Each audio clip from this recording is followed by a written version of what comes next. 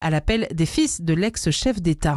Une alerte enlèvement déclenchée en Haute-Vienne. Les autorités recherchent Ryan, un enfant de 13 ans de type nord-africain. Il aurait été emmené hier soir à 18h à Panazol par un homme et une femme. Atteint de diabète sévère, il a besoin de soins constants. Alors si vous localisez l'enfant ou si vous avez des informations, appelez le 197 plutôt qu'intervenir vous-même. Elle va devoir s'expliquer sur les défaillances sécuritaires au Louvre. La directrice du musée, Laurence Descartes, est auditionnée demain après-midi par la Commission des affaires culturelles du Sénat. Une audition qui intervient après le cambriolage express de dimanche. Et une femme mise en examen après le vol de pépites d'or au Muséum d'histoire naturelle de Paris. Les faits, on le rappelle, se sont déroulés dans la nuit du 15 au 16 septembre dernier. Cette femme de 24 ans née au Chine avait été arrêtée le 13 octobre alors qu'elle tentait de prendre l'avion depuis Barcelone en Espagne. Elle avait en sa possession 1 kilo de morceaux d'or fondus. Les volailles devront être confinées à partir de demain en France. Le niveau de vigilance face à la grippe aviaire doit en effet être relevé à son niveau maximal à partir de demain. Il passe de modéré à élevé. Ces 10 derniers jours, 5 foyers de grippe aviaire hautement pathogènes ont été détectés dans le pays. Et puis on termine avec du basket. La nuit prochaine, c'est le retour de la NBA aux États-Unis. 19 Français évoluent dans le championnat américain et un tricolore sera scruté de près, Victor Wembanyama, qui semble s'être remis de sa thrombose veineuse. Il va aborder sa 3e saison NBA. Le leader des San Antonio Spurs est le grand favori au titre de défenseur de l'année. Excellente matinée à tous. Sud Radio, le 10h midi, mettez-vous d'accord, Valérie Expert. Bonjour à toutes et à tous, heureuse de vous retrouver mardi 21 octobre. Nous sommes ensemble pour commenter cette actualité que vous voyez, entendez partout. C'est le jour où Nicolas Sarkozy est incarcéré. C'est un innocent que l'on enferme. Vous l'avez entendu dans le journal à l'instant de Clémence Lobary. On va y revenir évidemment. 0826 300 300. Si vous avez regardé les images de cette manifestation ce matin, manifestation de soutien, qu'en avez-vous pensé? Et puis cette image également de l'ancien président de la République qui part en prison escorté par une dizaine de motos, par la Bravem. On attend vos réactions. On va revenir évidemment sur le casse du siècle au Louvre. C'est une faillite collective. Tout le monde se sent évidemment touché par ce vol absolument sidérant. Et puis moins d'un Français sur 2 considère le RN comme un danger pour la démocratie. C'est un sondage qui nous apprend cela. Qu'en pensez-vous? Tous ces sujets avec vous, avec Marie-Ève Malouine. Bonjour, journaliste politique, éditorialiste à la Revue Politique et Parlementaire. Bonjour. Gilbert Azoulay, vous êtes directeur général de Newstank Éducation et journaliste à l'Hémicycle, nouveau numéro qui vient de paraître, c'est ça, ouais. Budget, déficit, dette, mission impossible. Et puis avec nous également Brice Sokol, essayiste, politologue, que vous avez publié avec Frédéric Dabi, L'écharpe et les tempêtes aux éditions de l'Aube, qui sort, oui, il va paraître effectivement.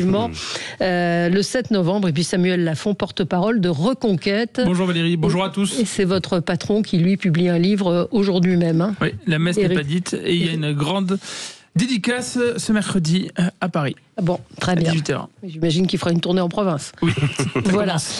Nicolas Sarkozy en prison. 0826 300 300. Qu'en pensez-vous? On attend vos appels évidemment sur Sud Radio. C'est vrai que encore une fois, de nombreux sondages nous disent que les Français comprennent cette décision. Je crois qu'ils sont 61%. C'est un peu, c'est partagé, c'est mitigé. Mais ce matin, il y a eu effectivement un appel au soutien au président de la République. Il y avait quoi, une centaine de personnes, 100, 200 personnes qui étaient là pour le soutenir. Et écoutez, Clément Barguin était sur place pour Sud Radio. Écoutez les réactions de plusieurs de ses soutiens. Redevenez président de la République. Vous êtes en train de l'humilier pour rien. Il va sortir plus grand. Je viens de la Côte d'Ivoire à cause de lui. J'ai pris mon billet d'avion à cause de Sarkozy. Je vais juste arriver dans la Côte d'Ivoire. Et j'aime Sarkozy. Sarkozy. Sarkozy. Voilà, deux autres réactions aussi, des gens qui étaient très émus, évidemment, qui s'étaient déplacés très tôt ce matin. Écoutez. Nicolas Sarkozy a été un grand président de la France. Si on compare au nombre d'OQTF qui se baladent librement en France, aller arrêter Nicolas Sarkozy, ça me paraît complètement aberrant. J'ai honte de la justice de mon pays. Quand on pense au nombre d'OQTF qui se baladent librement en France, aller arrêter un président qui a été un grand président de la République, ça me paraît totalement aberrant et j'ai honte de la justice française. Voilà, et puis une dernière intervention. C'est de la colère. Je ne remets pas en cause les juges, si vous voulez, mais je trouve scandaleux qu'un ancien président de la République qui a droit à faire appel, qu'on l'envoie en prison avant même qu'il ait pu faire appel. Je trouve ça scandaleux, c'est tout. Alors tout ça, je pense qu'il y a un peu une histoire de vengeance de la part des juges. Et vous savez, avoir confiance dans les juges aujourd'hui en France, c'est compliqué. Parce que je pense qu'il y a deux poids, deux mesures. Voilà, Marie-Ève Malouine, qu'est-ce qu'on peut dire? Parce qu'elle dit « je ne conteste pas », mais néanmoins, si, elle conteste, il y a un doute. Nous, on a reçu Laurent Valdiguier, je vous conseille l'excellent numéro de Marianne, le hors-série, qui se vend d'ailleurs très très bien, où Laurent Valdiguier, lui, a assisté à tout le procès. Quand on assiste au procès, on comprend peut-être un peu la décision. Moi, ce qui me gêne, et je vais vous demander ce que vous en pensez, c'est qu'on jette quand même l'opprobre totalement sur la justice. Oui, c'est ce qui avait été choquant aussi dans la réaction de Nicolas Sarkozy, la première à chaud, à la sortie du procès, où il avait mis en cause la justice. Alors on peut me dire, c'est juge, 24 heures, c'est l'adage, mais le procès était extrêmement compliqué. Si on prend la peine de lire le jugement, on voit aussi que c'est extrêmement compliqué. Ouais. Et quand on n'est pas spécialiste, c'est vrai qu'il y a des choses qui interrogent, parce que l'association de malfaiteurs toute seule, alors que le recel de corruption, la corruption, il y a un faux, mais c'est pas ça qui a déclenché l'enquête. Si on lit le jugement, l'enquête préliminaire n'a pas été déclenchée par le document Mediapart. Donc c'est très compliqué et chacun fait la traduction qu'il entend par rapport à la vision qu'il a de Nicolas Sarkozy. Reste que ces juges du parquet national financier ont poursuivi, ont considéré qu'il y avait matière à poursuite, et ça reste quand même concernant un président de la République, parce qu'au-delà du président de la République, il y a une fonction qui rentre en prison aujourd'hui. Oui. Et donc on se dit, il faudrait mieux y réfléchir à deux fois, parce que c'est toute l'image de la France qui est atteinte. Oui, mais il aurait assassiné quelqu'un. Enfin, je veux dire, c'est un argument qui me dérange, moi, un président qui rentre en prison. Mais là, la question n'est pas qu'il a assassiné quelqu'un. La question, et si on va par là, si effectivement on considère qu'il a passé un pacte de corruption qui implique quelqu'un qui est responsable et condamné en France pour l'attentat du DC-10 du TA, qui a causé la mort d'une cinquantaine de Français, alors là, les 5 ans, c'est pas beaucoup. Non. Et si on considère que c'est juste pour une association de malfaiteurs pour laquelle personne ne dit qu'il était au courant et les gens disent le contraire, et vous avez dans le jugement cette phrase qui dit c'est bien parce que Brice Hortefeux et Claude Guégan insistent pour dire qu'il n'était pas au courant que ça prouve qu'il l'était. Ouais. Non, donc là, il y a des interrogations, je suis d'accord. Interrogations, et c'est ça le sujet dans le contenu du jugement, c'est qu'on n'en sort pas complètement convaincu. Et donc à partir du moment où il y a un doute sur une décision de justice, le doute a priori devrait profiter à l'accusé. Moi, ce qui m'a en dehors du fait qu'il est président de la République et que regardez l'image que ça donne de la France à l'étranger. Donc si on le fait, faut vraiment être sûr. Et là, c'est pas le sentiment que ça donne. Ce qui est frappant, c'est de voir le clivage. Il y a les pour et les contre. Il n'y a pas de nuance. C'est-à-dire que nous, on essaie toujours de dire. D'apporter de la nuance. Mais non, je parle pas de vous, Marie-Ève, évidemment. Moi, j'étais à dîner l'autre soir. C'est bien fait pour sa gueule. Enfin, c'était vraiment très violent. Alors que moi, j'essayais de dire oui, mais un président comme un tôle, ça la fout mal à l'étranger. Et vous avez ceux qui disent, évidemment, c'est lamentable, qui viennent de Côte d'Ivoire, j'ai découvert, mais qui disent, c'est un scandale. Et il n'y a pas de nuance, il y a vraiment plus de nuance. Quant au procès, je rappelle toujours, et on l'a beaucoup expliqué, il y a eu pas mal de pédagogie quand même sur ce procès, en expliquant que 80% des peines faisaient l'objet d'exécution provisoire. Donc c'est pas propre à Nicolas Sarkozy. Donc il y a eu quand même beaucoup de pédagogie, et je trouve que ça a été pas mal sur ce cas-là précis. Mais ce clivage, et ça traduit la violence en politique aujourd'hui, en fait. C'est ça que ça traduit. Alors, on a Sarah qui voulait intervenir au 0826 300 300. Bonjour Sarah.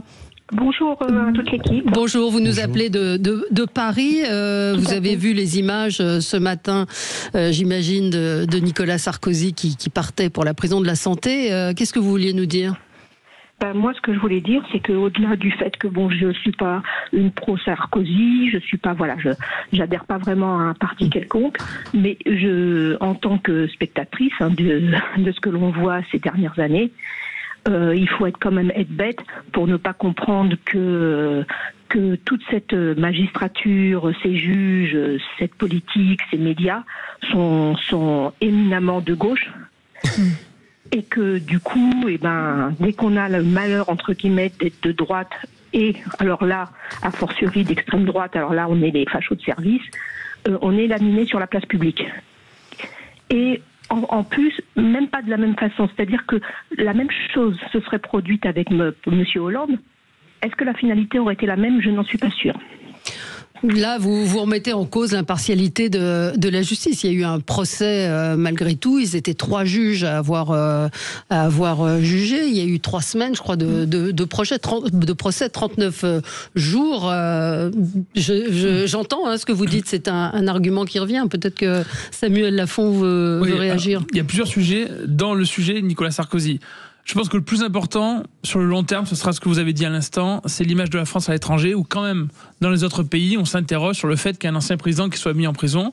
Vous avez eu Lula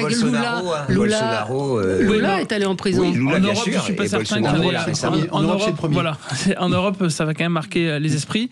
Deuxième sujet, c'est l'exécution provisoire, qui a évidemment choqué les gens, parce qu'évidemment, on peut dire qu'il y a 80% des peines qui sont jugées avec exécution provisoire, mais si on considère que là, il n'y a pas eu, on parlait d'assassinat tout à l'heure, pas eu meurtre, pas d'agression physique, pas d'agression violente, pas de risque de fuite a priori, on peut se questionner légitimement sur la nécessité ou pas d'avoir une exécution provisoire détachée de l'appel. Je m'explique, c'est-à-dire que peu importe qu'il y ait un appel ou pas, on pourrait très bien dire que même s'il n'y avait pas fait appel, il n'était pas nécessaire d'avoir cette prononciation directement de l'exécution provisoire. Ensuite, évidemment, il y a un clivage dans la société entre les gens qui aiment bien Nicolas Sarkozy et ceux qui l'aiment pas, et certains se disent c'est bien fait pour toi, avec tout ce que tu as fait, je t'aime pas, c'est bien fait que tu sois en prison. Je pense que même si on peut se dire que la justice est impartiale, on peut la questionner, cette impartialité.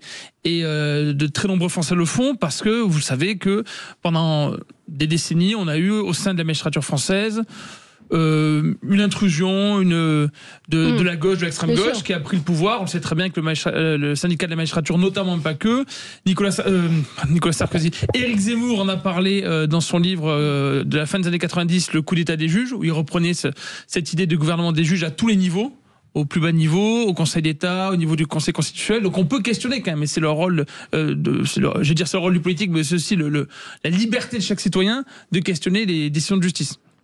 Pour terminer, je dirais qu'il y a toujours eu des rapports de force entre le politique et la justice, donc on ne peut pas se dire que nécessairement la décision de justice est la bonne. On peut la questionner. Voilà.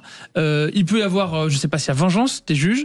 Ce qui est certain, c'est que là, quand on regarde les sondages, la plupart des Français pensent que c'est normal. Et en même temps, ce qu'on réclame habituellement de la justice, c'est qu'elle soit plus ferme. C'est ça la particularité, c'est qu'on se dit, d'habitude on veut qu'elle soit plus ferme pour l'ensemble des délinquants et des criminels. Et c'est pour ça qu'il y a une partie des gens qui savent pas comment se positionner, parce que si on regarde les sondages dans leur entièreté, on pourra voir aussi qu'il y a des gens qui ne savent pas se positionner sur cette affaire en particulier.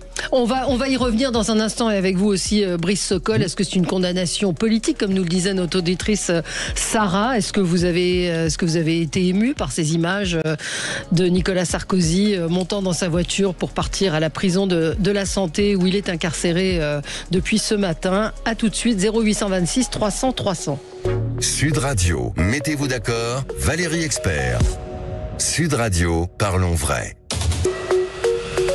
Sud Radio, le 10h midi, mettez-vous d'accord, Valérie Expert. 0826 300 300, appelez-nous pour nous dire ce que vous pensez de l'incarcération de Nicolas Sarkozy ce matin à la prison de la Santé. Nicolas Sarkozy déclare: c'est un innocent que l'on enferme. Ce matin, de nombreux Français sont venus le soutenir devant son domicile, avec ces images également de sa voiture escortée jusqu'à la prison de la Santé. Ses avocats ont annoncé avoir déposé une demande de libération. Il a droit à 3 livres par semaine. 10 photos, c'est ça? 10 photos, absolument. Il sera à l'isolement. Il a droit à 2 ou 3 parloirs. J'ai lu quelque part que c'était 3 parloirs. Un téléphone, c'est 3 parloirs. Un téléphone qui lui permet d'appeler 5 numéros. Et donc, cet ancien président de la République en prison, évidemment, ça clive, ça fait réagir. Comme le disait Marie-Ève Malouine hors antenne, certains s'en réjouissent. On ne peut pas se réjouir de voir un homme partir en prison. Néanmoins, on peut avoir des interrogations sur la condamnation. Brice Sokol, on ne vous a pas entendu. Moi, je suis très partagé également sur cette décision. Sur le plan symbolique, si vous voulez, cette condamnation, elle consacre le principe de l'égalité devant la loi. C'est-à-dire qu'elle affirme que l'état de droit n'épargne pas ceux qui l'ont incarné au plus haut niveau. Ça, c'est le premier point. Moi, le deuxième point qui me gêne sur le plan symbolique, c'est que Nicolas Sarkozy a été président de la République.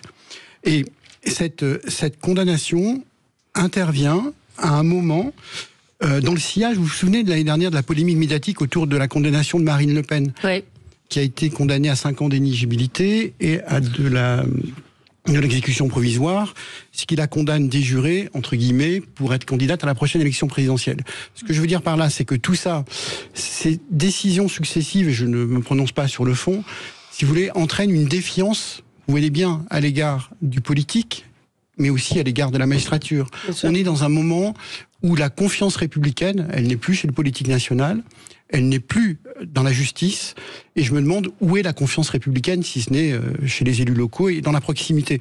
Donc, si vous voulez, ça, pour moi, cette décision de justice contribue encore une fois à renforcer un peu la rupture entre le peuple et ses institutions.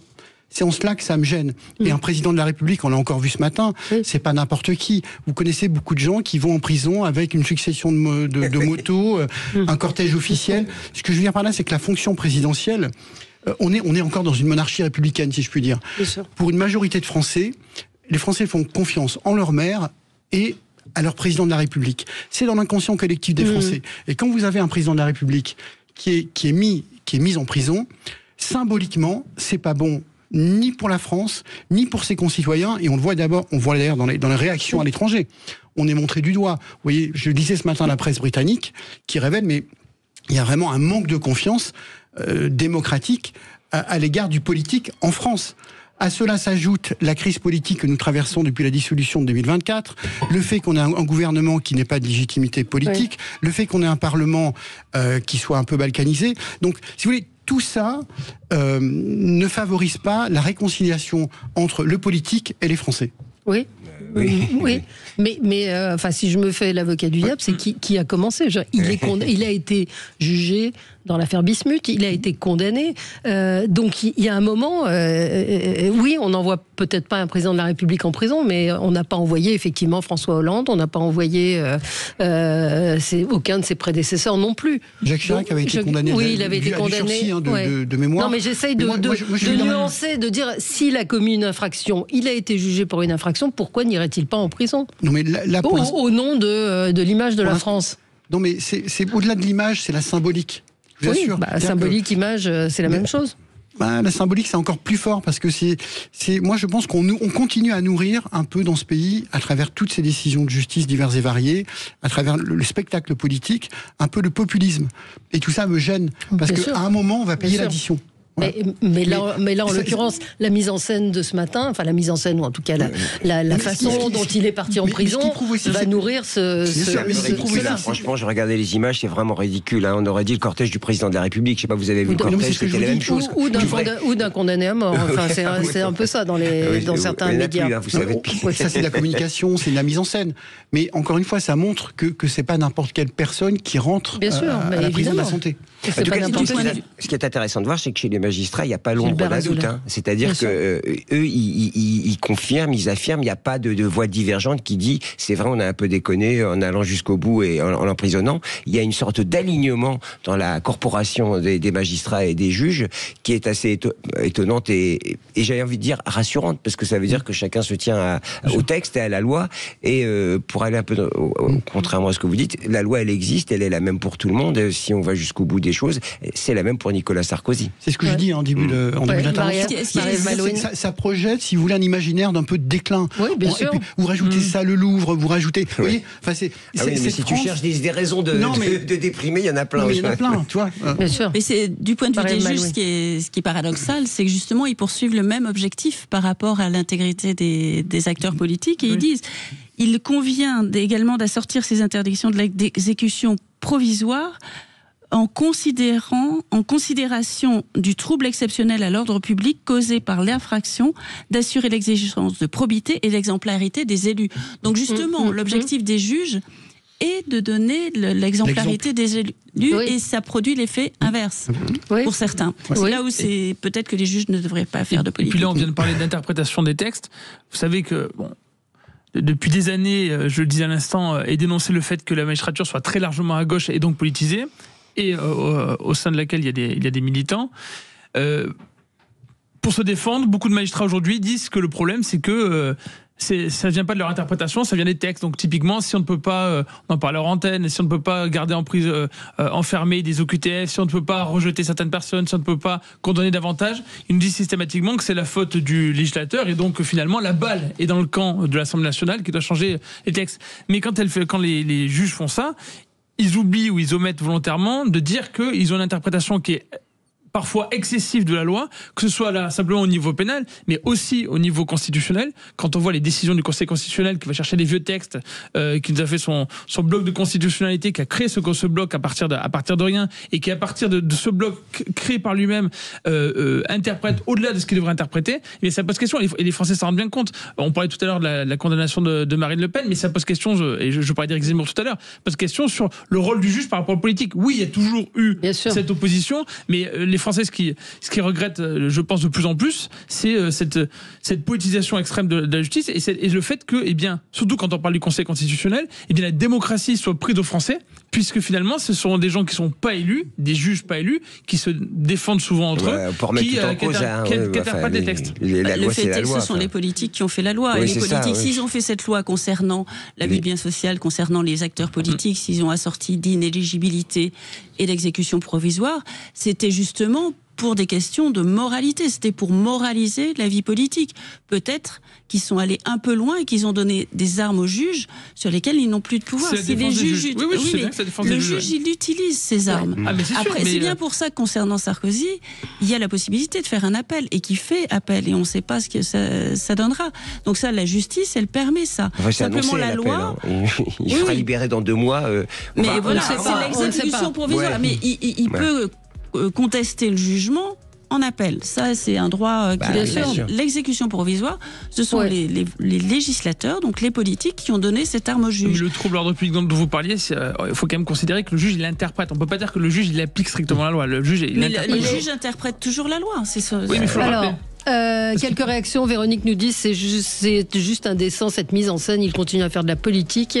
Il suffit de lire son tweet. On pourra en reparler. Un autre me dit, Jerry me dit, la question est pourquoi tous les corrompus politiques ne subissent pas le même sort.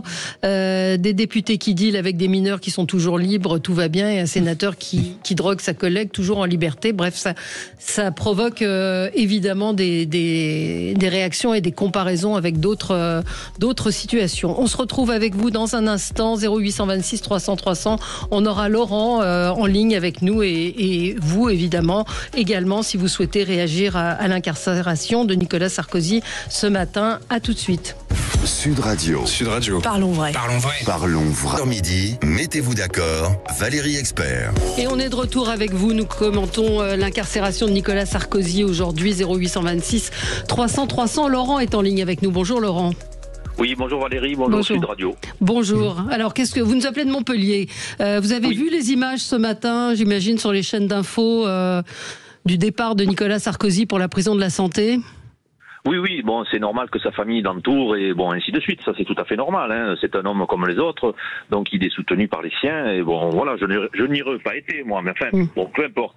Non, enfin, moi, ce que je voulais dire surtout, c'est que un président de la République, ce n'est pas un personnage comme tout le monde. Il l'a été, lui. Ben, il était chef de l'État, quand même, ce n'est pas rien. Chef de l'État, chef des armées, garant de l'indépendance territoriale et nationale, donc de l'intégrité du territoire. Hein, bon, et il a en sa possession le feu nucléaire. Bon, tout ça c'est complexe. Un président ne fait pas des choses normales. Et d'ailleurs, les juges et moi-même sommes sous le parapluie de la France, donc sous le parapluie du président de la République qui représente tout ça.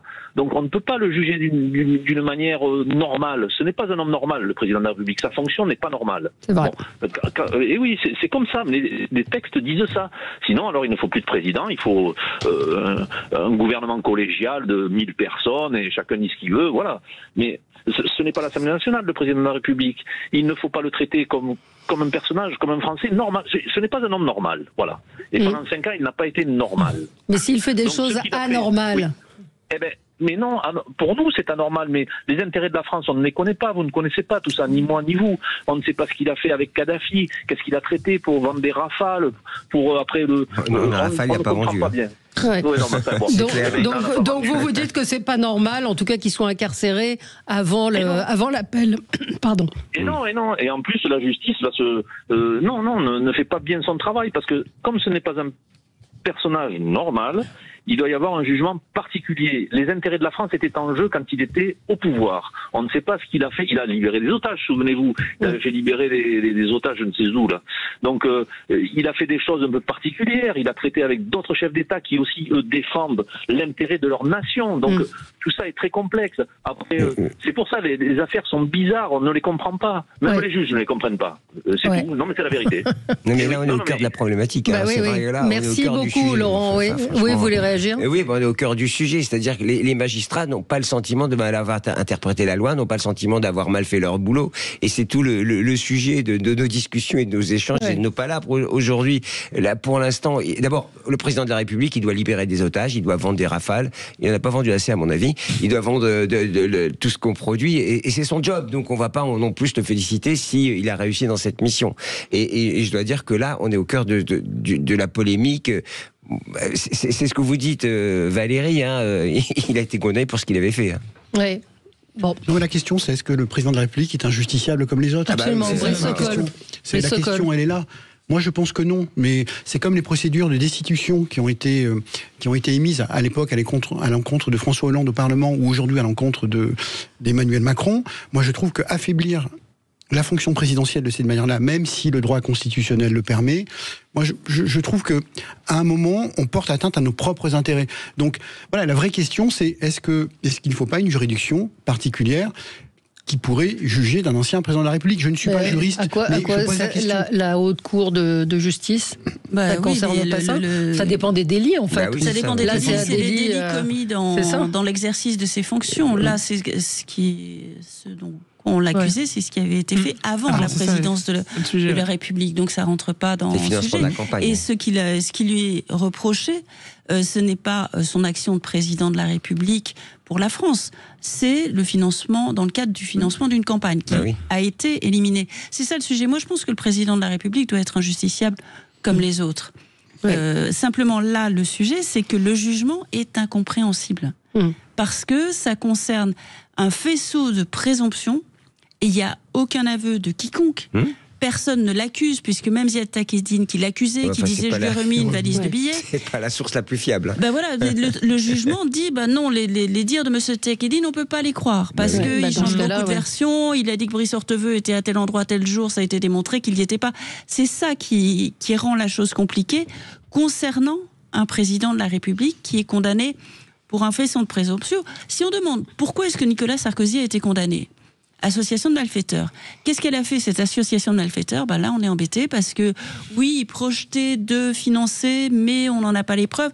On a parlé de dizaines de millions, mais finalement, la seule somme qui arrive, c'est 35 000 € dont on n'est même pas sûr. Tout ce qui était les accusations de recel, de corruption et de financement illégal, ça, c'est tombé.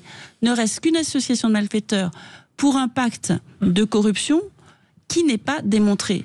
Et donc, ça entretient le doute. Et concernant un président de la République... Quand il y a un doute, il n'y a pas de doute, comme on dit. C'est quand même quelque chose de très gênant. Un doute et une défiance qui peut monter vis-à-vis des juges, qui montaient ces dernières années, parce qu'on considérait que les juges, quand même, choisissaient... On sait que, selon les endroits sur le territoire national, pour les mêmes faits, les peines prononcées ne sont pas les mêmes. Donc, c'est-à-dire quand les juges sont habitués dans des zones où il y a plus criminogène, ils ont tendance à donner des peines plus légères que ce qui serait dans une zone qui est moins criminogène. Et donc, les Français ont assez de ça. Là, ils peuvent se dire, mince, finalement, les juges ont condamné par intime conviction, mais ils n'ont pas les preuves suffisantes pour le condamner. Donc ça pose question. Mais ça rejoint une autre défiance. On parlait du fait que est-ce que les justiciables sont tous les mêmes? Est-ce que le président de la République est un justiciable comme les autres? Il y a une défiance énorme. On va parler après du sondage Fracture Française. Il y a une défiance énorme vis-à-vis des politiques, vis-à-vis des partis politiques, vis-à-vis des députés, qui ne cessent de monter ces dernières années. Et en plus de cette défiance, une impression que beaucoup de politiques se gaffent autour des Français et qu'en fait ils sont là d'abord pour leur intérêt premier, etc., etc. Donc ça participe aussi, quand on regarde les sondages, à ce contentement d'une partie de la population vis-à-vis de Nicolas Sarkozy, peu importe finalement ce qu'il aurait fait ou ce qu'il n'aurait pas fait. On va en dire quelques mots ce matin, et je sais que ça a été évoqué hier ici même sur les déclarations de Gérald Darmanin qui a dit qu'il irait voir Nicolas Sarkozy en prison. Ce matin, c'est Rémi Hetz, le procureur général près de de la Cour de cassation qui s'est exprimé. C'est quand même l'un des plus hauts magistrats de France qui lui dit qu'il y a un risque d'atteinte à la sérénité de la justice avec une telle visite et avec une telle déclaration. Il dit risque d'obstacle à la sérénité, atteinte à l'indépendance des magistrats parce qu'il y a un procès à venir. Donc quand vous avez le garde des Sceaux qui va rendre visite à un prévenu, ce qui est tout à fait possible maintenant de l'annoncer de la manière dont il l'a fait, peut interroger. Gérald Darmanin a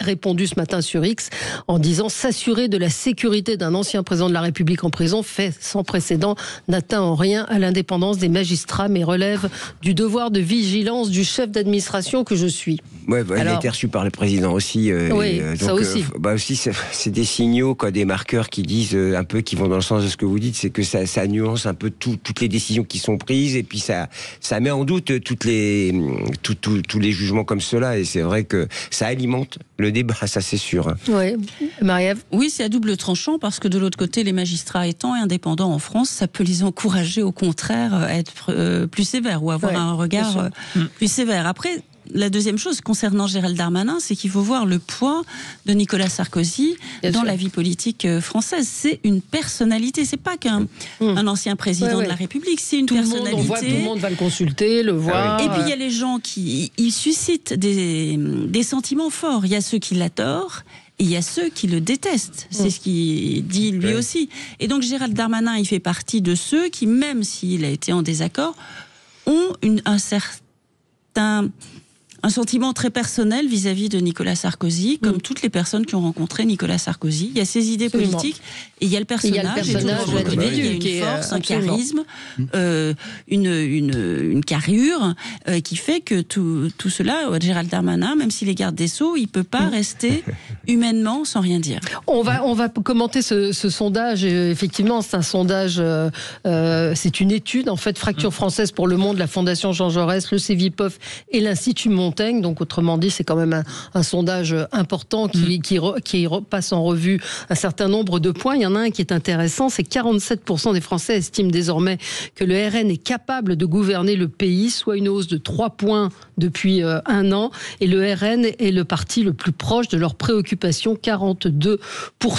Le parti donc de Marine Le Pen est également jugé dangereux pour la démocratie pour 49% des sondés, et xénophobe pour 47%, soit le plus bas niveau pour ces questions depuis la même étude il y a un an. Alors Brice Sokol, peut-être sur ces mouvements d'opinion, puisque vous êtes un spécialiste également de l'opinion avec Frédéric Dabi. Vous vous souvenez, en 2022, lors de la campagne des présidentielles, la première à avoir soulevé la question du pouvoir d'achat, c'est Marine Le Pen. Et aujourd'hui, les questions que sont portées, je ne parle pas des solutions, mais je parle des questions qui sont portées par le Rassemblement national et ses alliés, sont au cœur des préoccupations d'une majorité de Français. Vous prenez le pouvoir d'achat, vous prenez les services publics, et particulièrement la santé, vous prenez l'insécurité, vous prenez les thématiques de l'immigration, le contexte national, international. Et les thèmes portés par le Rassemblement national aujourd'hui sont au cœur des préoccupations d'une majorité de Français. Donc ça ne me surprend pas. Et ça me surprend d'autant moins que lorsqu'on regarde l'électorat qui vote pour le Rassemblement national, alors moi ça me gêne toujours, on dit union des droites, ça n'a pas de sens.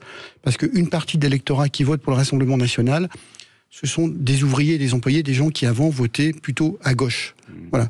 Donc l'union des droites, c'est bien, c'est un beau schéma national et parisien, mais l'électorat du Rassemblement national est beaucoup plus divers.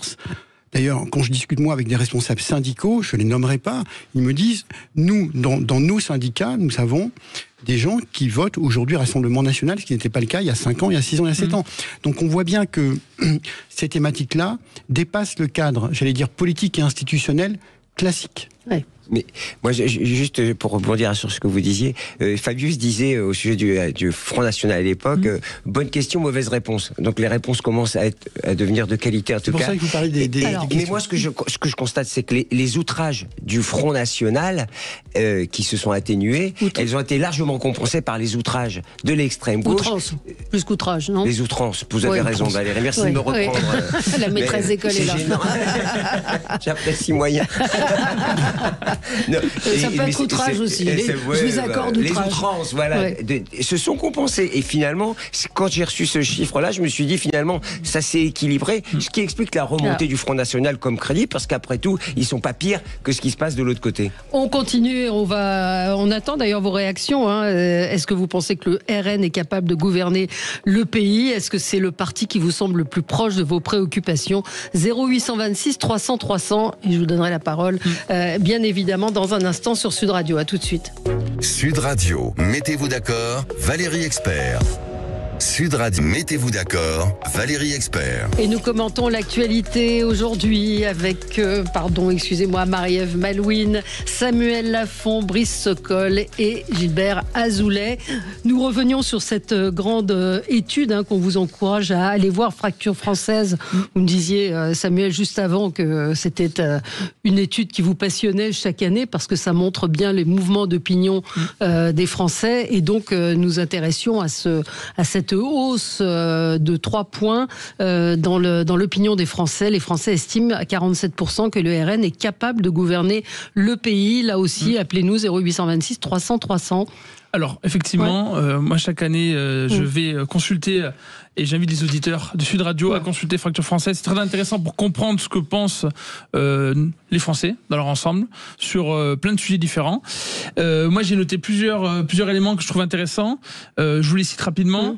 90% des Français pensent que la France est en déclin, et c'est un record.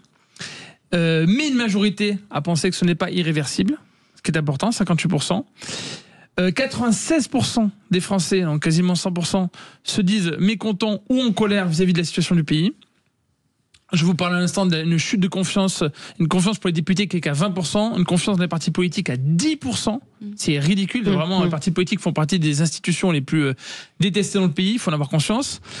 89% des Français estiment que la violence augmente dans la société, 89%. 75% des Français se reconnaissent dans la citation suivante: en France, c'était mieux avant, et ça augmente, 75% des Français. J'ai presque fini. 85% pensent qu'il faut un vrai chef pour mettre de l'ordre. Et 81%, je termine là-dessus, pensent que le système démocratique, 81% pensent que le système démocratique fonctionne mal et que leurs idées sont mal représentées, y compris chez les gens qui ont déjà des représentants à l'Assemblée nationale. Donc votez Zemmour, c'est ça? Eh bien, je vais vous dire, nous, on n'a pas été testé malheureusement comme parti politique Reconquête dans le sondage, mais ce qu'on voit effectivement, c'est que les priorités des Français sont très nettes. On parlait tout à l'heure de pouvoir d'achat, de sécurité, d'immigration, de la santé. Souvent, on parle ici des déserts médicaux. Il y a en plus une désertification pharmaceutique, donc des pharmacies qui ferment de plus en plus sur le territoire national. Ça s'ajoute au problème de la désertification médicale. Ce qu'on voit, c'est que, pour vous répondre sur la question du lion des droites, il y a quand même les sujets qui sont les plus mis en avant par des partis de droite, au sens où on les entend aujourd'hui, même si on peut considérer qu'il y a des partis qui se disent pas que de droite, etc. Mais dans le spectre politique, sur le spectre gauche-droite, les sujets immigration, insécurité sont des sujets qui sont fondamentaux pour les Français, et ils montent de plus en plus, y compris chez des Français qui se déclarent de gauche ou qui votent pour le PS, etc. Sur la confiance dans les différents partis politiques, vous parlez du RN, il faut regarder ce qui se passe chez LFI.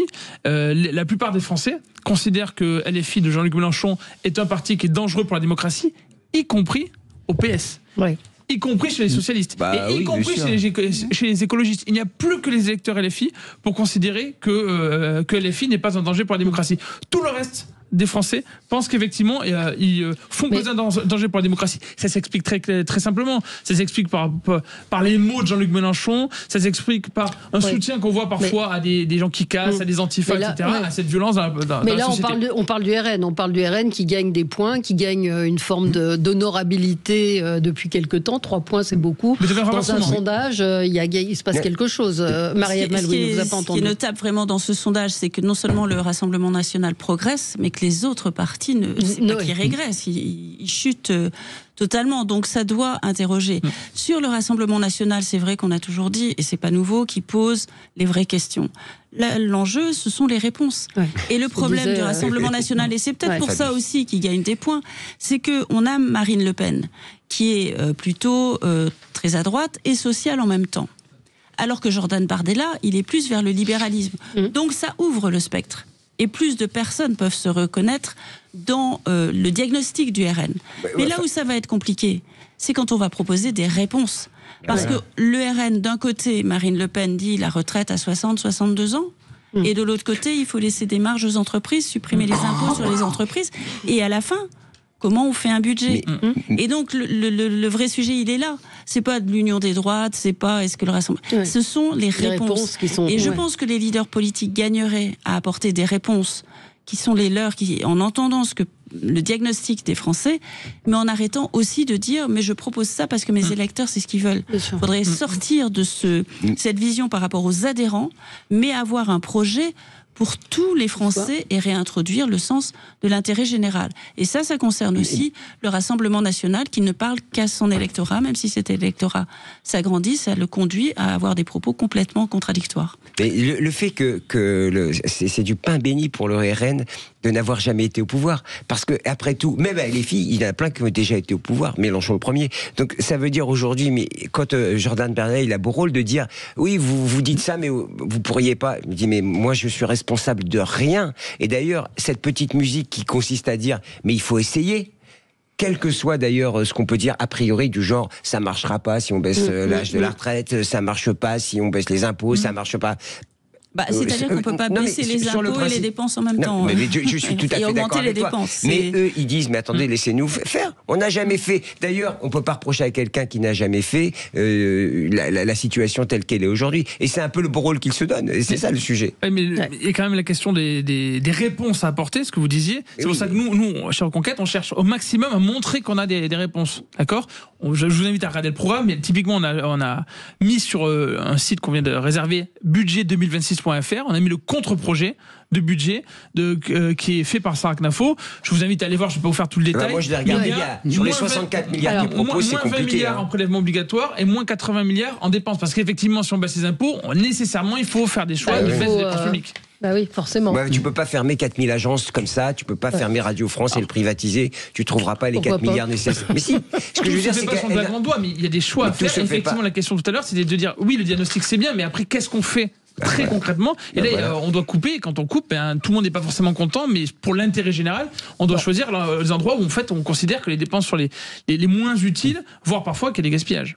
Quelques mots parce que beaucoup de choses ont été dites, les chaînes d'infos sont et les radios en boucle sur le vol spectaculaire au musée du Louvre. Je ne sais même pas quelle question vous posez parce que c'est oui, non mais voilà. Et alors le Canard enchaîné hier révélait que l'ancienne vitrine pouvait faire disparaître les bijoux dans un coffre-fort en cas d'alerte.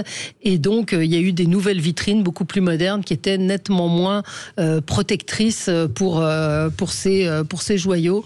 Marie-Madeleine, qu'est-ce qu'on peut dire? Cas spectaculaire, on ne sait pas qui l'a fait, qui l'a commandité, est-ce qu'il a été commandité, est-ce que ça a été fait pour un collectionneur? Bref, ce sont toutes les questions. La seule question, c'est effectivement la sécurité des musées. Et comme toujours, on réagit. Après, on va mettre plein de surveillance autour des musées. Je pense que ça touche aussi un des problèmes du politique, de l'action publique, c'est de prioriser. Ouais. On a eu, il y a un rapport, ça avait fait polémique il n'y a pas longtemps sur le Louvre, parce que, oui, mais les gens, il y avait la pyramide, il faisait trop chaud. Ouais. Les gens qui voyaient la Joconde tout rapidement sont mesurés l'importance de la Joconde, et puis la vétusté, par endroits, il y avait des inondations. Mais tout ça a été jeté en vrac, donc ça paraissait trop. Bien sûr. Et on n'a pas priorisé. Je ne sais pas s'il y avait la sécurité dessus, peut-être que ça y était, en tout cas dans les articles qui en parlaient, ça n'y était pas. Mais en France, le sujet, c'est de prioriser. Et ça, c'est des choix politiques. Ouais. Et donc oui, la Joconde, les gens ne mesurent pas, ils vont la voir, ils se prennent en selfie, ils ne mesurent pas ce que c'est. Mais est-ce que c'est ça la priorité, ou d'assurer la sécurité des objets qui sont au Louvre? Et donc tant que les politiques n'arriveront pas, et les Français aussi, parce que c'est nous aussi, il faut se poser la question, est-ce qu'on veut tout? Ou est-ce qu'on est capable de prioriser? Est-ce qu'on veut la santé, l'éducation, la recherche, la solidarité, les indemnités et pas d'impôts? Nous aussi, il faut qu'on priorise. Tout le monde doit le faire. Ouais. Alors, honnêtement, je pense que les Français priorisent et que c'est la responsabilité des politiques dans un système de gouvernement représentatif, c'est les élus qui après doivent faire le job. Et je pense que la plupart des Français aujourd'hui ils déplorent que les élus, on peut en parler des modes de scrutin si vous voulez, mais que les élus font pas le job. Sur le Louvre en particulier, je pense qu'il y a une double réaction. Il y a une réaction des Français qui se sentent volés en général, volés de patrimoine, et ça nous touche en fait à notre cœur plus ou moins selon les gens qui soient passionnés ou pas par le patrimoine, mais quand même les gens qui sont pas passionnés disent même on nous a piqué un truc. Et en même temps, je pense qu'il y a le sujet de la responsabilité, parce que franchement, je vous dis pas qu'il faut que dès qu'il y a quelque chose qui se passe, que une personne démissionne. Ça, c'est le cas extrême où on trouve un responsable, on coupe une tête, il y a un problème, donc il faut faire tomber quelqu'un. Mais franchement, j'ai l'impression que dans les médias, toutes les discussions qu'il y a eu, on parle jamais de la responsabilité. Voilà. Il y a un sujet, même si c'est pas la faute d'une personne en particulier, elle aurait pu faire mieux, elle s'est trompée, mais qu'elle dise, ok, là on a merdé. Pardon, ça a des conséquences pour tout le monde. Qu'est-ce qu'on peut faire pour après? Priorisation. Qu'est-ce qu'on fait pour les prochaines fois? Donc on a fait une connerie, mais prendre la responsabilité. Et là, on a le sentiment qu'en fait, tout le monde sera envoyé plus ou moins la balle. Ouais. Brice Sokol, oui, moi je partage ce que vous avez dit, c'est-à-dire que il faut que l'État priorise un petit peu ces politiques publiques. Voilà, est-ce que l'État veut tout faire? L'État veut tout faire et finalement l'État fait beaucoup de choses très mal. Voilà, donc est-ce qu'on priorise je sais pas moi, la sécurité, est-ce qu'on priorise l'innovation, est-ce qu'on priorise la culture, est-ce qu'on priorise voilà, il faut des priorités et personne depuis plusieurs années dans ce pays n'est capable de dire qu'est-ce que fait l'État, qu'est-ce que font les collectivités locales. Premier point. Deuxième point, c'est juste un peu... Moi, je trouve que cet épisode, il est romanesque. Il me fait penser, vous savez, vous vous souvenez en 1911 ? Bien sûr. Qu'est-ce qui s'est passé en 1911 au Louvre ? On a volé la Joconde. On a volé la Joconde. C'était un ouvrier italien qui considérait que c'était... Il a dormi pendant toute la nuit dans le Louvre, considérait que la Joconde appartenait à l'Italie. Elle a été sous son lit pendant 4 ans et on l'a retrouvée... Absolument. Donc ça m'a rappelé, c'est pas la première fois. On oublie de dire quand même que c'est une super opération de vol, parce qu'il y a des complicités internes, il y a quand même des choses, parce que 50% du personnel au Louvre, c'est de la sécurité. Hein. Donc il y a quand même des moyens considérables qui sont faits. Il y a de la mais c'est de la sécurité pour le public, c'est pas de la sécurité aujourd'hui. Oui, mais enfin, c'est quand même assez solide. Moi, je ne vois pas autre chose qu'une complicité interne. Et c'est le vrai sujet, c'est-à-dire que là, il y a une sorte de... Pour avoir l'information, mais enfin, quand vous dites qu'il y a le Montsarge près du Louvre qui casse une fenêtre... Non, mais c'est quand vous dites c'est un... Enfin, on est tous tristes et malheureux d'avoir perdu ces bijoux et on aimerait les retrouver parce que c'est notre patrimoine. Et en même temps... Ceux qui ont fait ça, ils ont osé, quoi. Bien sûr. Chapeau l'artiste. J'ose pas le dire, quand même, ils ont osé. En 1976, les bijoux de Priam avaient été volés. Déjà, ils n'ont jamais été retrouvés non plus. La Coupe du Monde de football avait été volée aussi, souvenez-vous.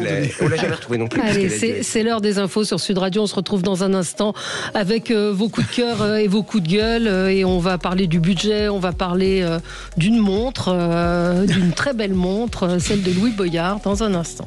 Sud Radio, mettez-vous d'accord, Valérie Expert. Et nous sommes ensemble avec vous pour commenter l'actualité jusqu'à 11h30. À 11h30, l'émission Média. On fera de la magie, vous allez voir. C'est absolument passionnant. C'est l'ancien gagnant de la France a un incroyable talent. Il sera avec nous tout à l'heure avec Gilles Gansman. Alors, pour commenter cette actualité, Marie-Ève Malouine, journaliste politique, éditorialiste à la revue Politique et Parlementaire. Gilbert Azoulay, directeur général de Newstank Éducation, journaliste pour l'Hémicycle. Brice Sokol, politologue, essayiste et co-auteur avec Frédéric Dabi d'un livre qui va paraître dans quelques jours, L'écharpe et les tempêtes aux éditions de l'Aube, et Samuel Lafont, porte-parole de Reconquête. Alors faisons des petits pas de côté sur ce qui a retenu votre attention aux uns et aux autres. Marie-Ève Malouine, en ce moment on parle beaucoup du budget et vous vouliez justement vous adresser aux députés. C'est une supplique aux députés de leur dire par pitié ne prenez pas le budget en otage. Parce que tout le monde est convaincu que tout ça va mal finir et qu'il y aura une dissolution. Et le budget, c'est souvent l'occasion de glisser des amendements qui serviront dans le cadre de la campagne des législatives pour dire j'ai déposé un amendement pour ceci, pour cela. Ça fait perdre du temps et à la fin, on risque d'avoir un budget de briques et de broc, mais complètement contradictoire, qui ne pourra pas passer. Donc à ce moment-là, le gouvernement risque de reprendre la main, alors que là, tout le monde est d'accord, c'est un budget de pis-aller, c'est un budget en attendant. Pour cette année, après on arrivera sur 2027, il y aura la présidentielle. Moi, ce que je voudrais, c'est que les députés se mettent d'accord sur le minimum, qu'on ait un budget à peu près équilibré, qui fasse pas trop de dégâts, qui permettent de tenir le coup, et puis qu'après, qu'ils se plongent dans leur programme pour la présidentielle, et qu'on ait une vraie élection présidentielle avec des projets qui ressemblent à des idéologies au bon sens du terme, à une vision de la société, et non pas, comme on l'a vu en 2022, une campagne qui avait été escamotée et à laquelle les Français n'ont pas eu droit. Donc c'était ma supplique. Oui, vous avez raison, mais ça commence un peu mal, de ce qu'on voit ce matin, où ça a l'air d'être un petit peu la foire d'empoigne. J'ai fait la liste à l'après-vert déjà. Ah, génial. Vous l'avez vu certainement. Génial. 1. Obligation de liquider son PER à la retraite. 2. L'abattement forfaitaire pour les journalistes est raboté, excusez-moi, je vous le dis. 3. La pension alimentaire exonérée d'impôts pour ceux qui la reçoivent, mais plus pour ceux qui la payent. Ça, c'est très symbolique. 3. La contribution différentielle des hauts revenus pérennisée jusqu'en 2029. Paradoxalement, c'est un député LR qui s'appelle Nicolas Ray. Alors lui, il va contre son propre électorat. Ouais, c'est étonnant. Vous avez le barème de l'impôt sur le revenu qui est relevé, ce qui va permettre à 200 000 personnes de ne pas payer l'impôt sur le revenu. La taxe d'Human qui est rejetée. Et puis, évidemment, des amendements pour alourdir la taxation des transmissions. En gros, c'est la chasse à l'héritage. Ouais. Donc voilà, donc ça commence bien, je trouve. Là, on n'est que sur la partie recette. Il y a l'assurance vie aussi. Il y a l'assurance vie également, absolument. Je l'avais pas noté. Voilà, il y a l'assurance vie qui est évoquée. Interdiction de l'assurance vie, c'est ça? Non, c'est qu'il faut que les parlementaires soient sérieux. Le président du gouvernement, Le Cornu, a dit: je n'utiliserai pas le 49.3. Moi, c'est pas ma position. On redonne la main aux parlementaires, comme sous la 4e et la 3e. Ça peut tout donner, le bien comme le pire. Donc c'est un vrai risque que prend le Premier ministre. Oui, mais ils peuvent aussi faire le bien. Je crois quand même que, vu le nombre d'amendements réduit, il y a une volonté de le nombre d'amendements est à peu près le même que celui de l'année dernière, il est un peu réduit. Vous savez qui a déposé le plus d'amendements? C'est le bloc central, c'est-à-dire celui qui est censé être au gouvernement. C'est pas jamais vu sous la 5e République. Mais c'est ce qui fait penser aux législatives. Absolument. Pour le bloc central. Non, mais ça fait peur. Oui, c'est une réaction. Non, mais c'est affligeant, surtout que j'entendais la personne de la BPI, là, Nicolas Dufour, qui disait les retraites, c'est 400 milliards. Et c'est les vrais montants sur lesquels il faut s'intéresser. C'est-à-dire, moi, je suis frappé de voir des mesurettes pour économiser par-ci, par-là. J'avais parlé, vous vous souvenez, de la rupture conventionnelle. Vous voulez l'arrêter pour économiser 200 millions. Si on y va par coup de 200 millions et puis des choses qui sont extrêmement négatives en termes d'image, on va pas y arriver. Et souvent, ça touche les populations les plus... avec des punchlines, ce qu'a dit Yvonne Privé, je reviens pas, plutôt que c'est quelqu'un d'assez nuancé. Quand ça vous tombe, le truc vous tombe sur la tête, en gros, c'est injuste. C'est totalement surréaliste. Yael Braun-Pivet a voulu taxer davantage l'héritage. Je pense qu'elle a compris qu'elle n'était pas majoritaire dans le pays avec cette position, parce que tout le monde lui a répondu, y compris des personnes qui parlent jamais de politique habituellement, parce qu'elle a considéré que l'héritage, c'est ce truc qui vous tombe du ciel. Voilà, ce truc qui vous tombe du ciel, alors que il a été répondu largement, à gauche comme à droite d'ailleurs, que en fait des gens ont travaillé, qu'ils ont regardé, qu'ils ont fait un choix justement de pouvoir transmettre à leurs enfants, et ça a été vivement critiqué.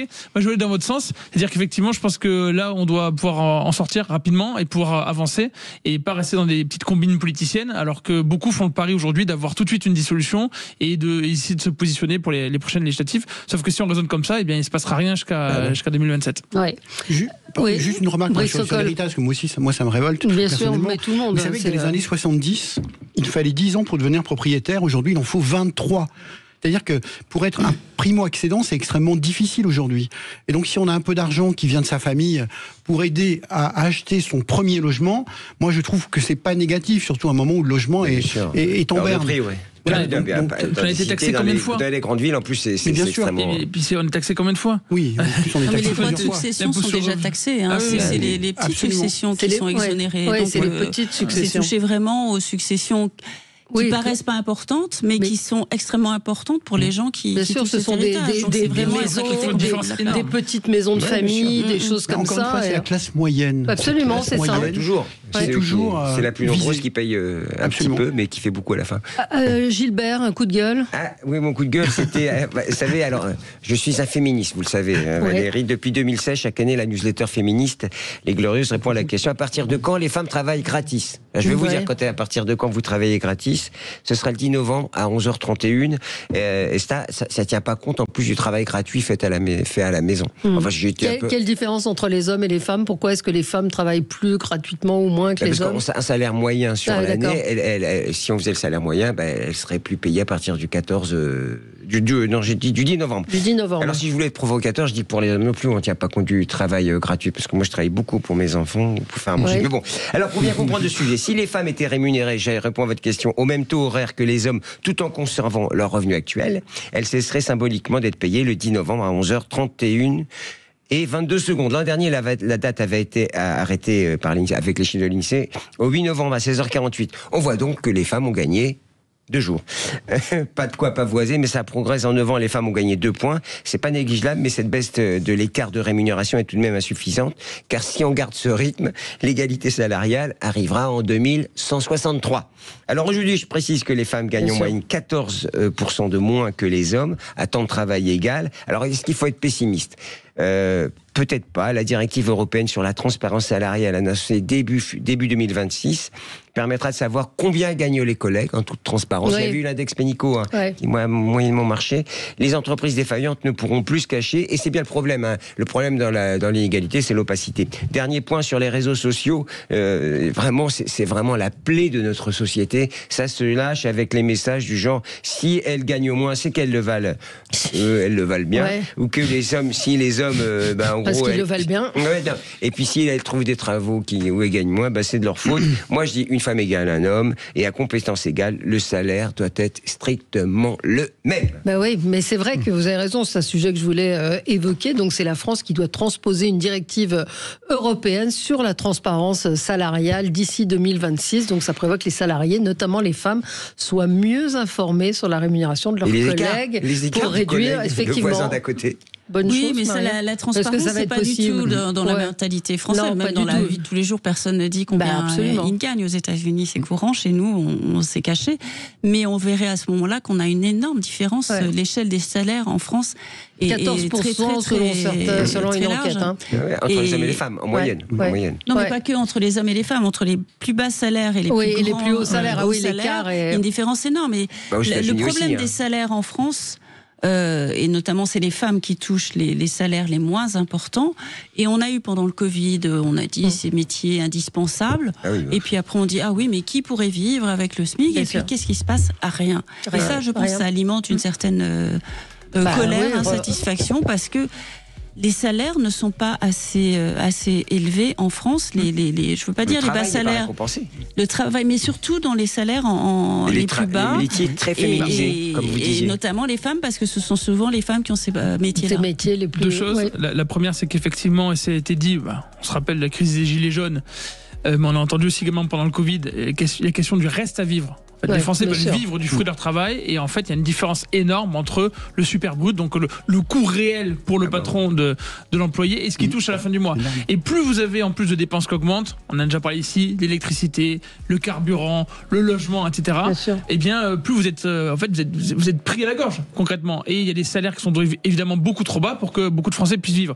Le deuxième point, c'est de dire aux gens, on sait qu'il y a des études qui ont été faites, qu'il y a beaucoup de femmes qui ont moins tendance à les négocier moins haut. Il faut leur dire qu'elles aussi, naturellement, il faut qu'elles cherchent à négocier plus haut au début et à redemander des augmentations, comme les hommes ont plus tendance à le faire que les femmes. Je ne dis pas que c'est une solution miracle, mais il faut bien qu'on ait à l'esprit ça, parce qu'il y a beaucoup de femmes qui le font pas. Il y a des ressorts psychologiques terribles. On se retrouve dans un instant avec vous. On continue de passer en revue vos coups de cœur, vos coups de gueule, et vous allez nous parler de la montre de Louis Boyard dans un instant. Samuel Lafont, à tout de suite.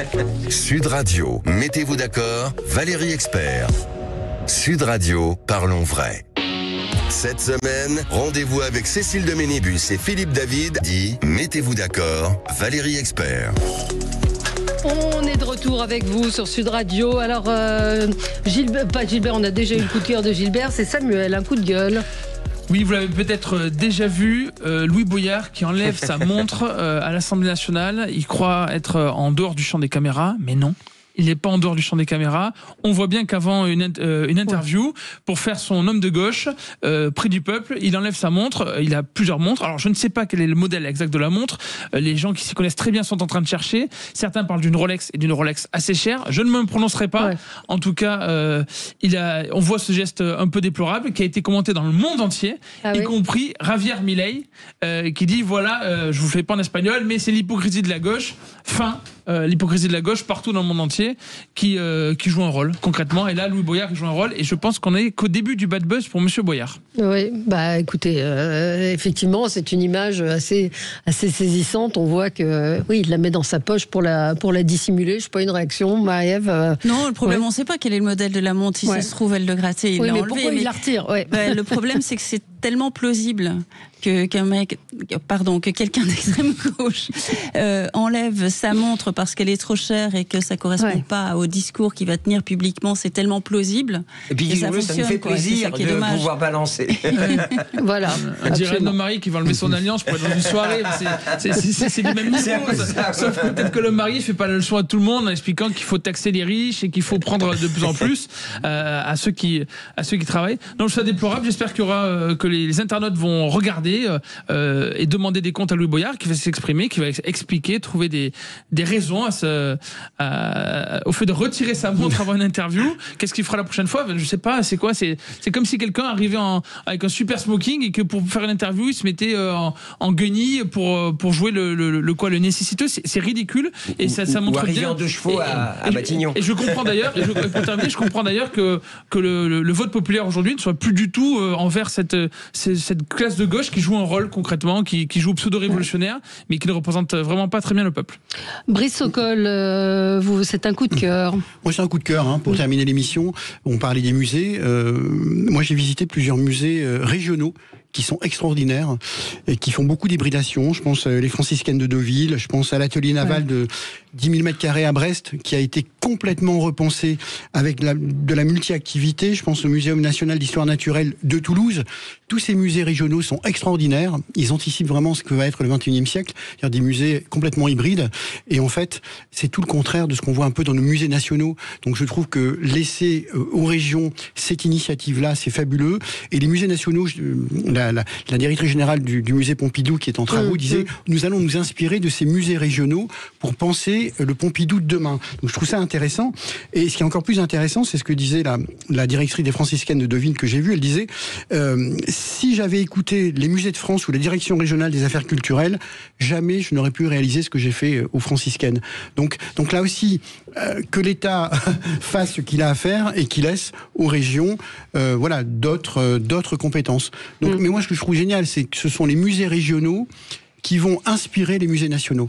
Et je trouve que pour la première fois, je trouve que cette image des régions, des territoires, qui sont plus dynamiques, plus créatifs que le national, c'est quand même un signe révélateur de notre époque. Oui, vous en pensez quoi, Marie-Ève Malouine? Je crois que le maître mot, c'est la créativité et puis la passion. Tous les musées qu'on peut avoir quand on se balade en France ou les régions où on est, où on emmène voir les amis, le point commun, c'est la passion des gens qui ont ces musées ou ces maisons. Moi, je suis du côté de Saint-Malo, il y a des malouinières qui sont des gens qui ont ces malouinières et qui les font visiter pour pouvoir continuer à les entretenir. Et donc, ils sont d'une générosité aussi quand ils font visiter tous les objets qu'ils ont accumulés. Ils montrent. Et c'est la créativité aussi. Et nous, le système français, le poids de l'administration tue la créativité. Et donc, s'inspirer de ces musées-là, c'est aussi retrouver le sens de la créativité. Tu disais au début, la crédibilité des élus locaux, c'est la proximité, c'est arrêtons le top-down, mais plutôt le bottom-up, pour reprendre. Mais intéressons-nous à ce qui se passe près de chez nous, et c'est ça qui est en creux dans toute cette démonstration, et c'est ça qui est intéressant d'ailleurs, on le retrouve avec les élus locaux. Pour prendre l'idée de la créativité, on sait très bien que malheureusement quand on a un groupe qui pense pouvoir tout contrôler, donc là l'État qui veut être partout, qui veut tout structurer, eh bien il a tendance à freiner l'innovation et à freiner la créativité. Et ça rejoint ce qu'on disait dans cette émission, c'est que il faut trouver des priorités. Les priorités en plus elles sont dites par les Français sur les sujets qui les touchent d'abord, et l'État il doit agir sur ces sujets-là d'abord, et notamment sur régalien. On parlait à l'instant du Louvre et donc de la sécurité. Quand bien même on ne sait pas s'il aurait été impossible d'empêcher ce vol, ce qu'on sait, c'est que la sécurité, c'est le rôle premier de l'État, et les Français attendent que l'État agisse là-dessus, et qu'on laisse aux Français bien créer, innover, et c'est pas en multipliant les taxes, c'est pas en multipliant les normes qu'on permettra aux Français de créer et d'innover. Oui, vous me permettrez un coup de gueule ce matin sur l'ONU. UN Women, qui a publié cette photo de femmes voilées en mettant quand les femmes men lead, peace follow, la paix suit. Alors cette photo, hélas, est un détournement. Les femmes qui ont été prises sur cette photo sont soudanaises. Elles sont victimes des talibans, enfin pas des talibans, mais ils sont victimes des extrémistes là-bas. La pire idéologie rétrograde, et elles ne lient de rien pour le coup. Elles subissent, et l'ONU, quand on prend la photo, j'ai vu sur Internet la photo, l'ONU a fait le choix de couper celles qui tentent de les aider, de leur venir en aide.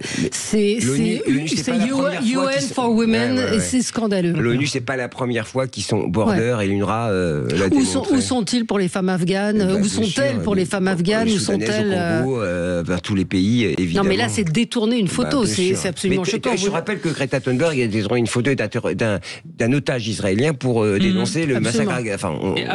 Après, ce sont les mêmes gens qui vont vous dire qu'il y a des fake news partout, et que ce sont les internautes moyens qui sont trop bêtes pour détecter les fake news, ou qui eux-mêmes répandent des fake news. D'ailleurs, sur ce sujet, j'informe les auditeurs de Sud Radio que les détenteurs des réseaux sociaux, notamment de Meta, ont tendance à reculer sur la censure. Il y a toujours de la censure sur les réseaux sociaux, mais ils ont pris une décision depuis avant même la nouvelle élection de Trump.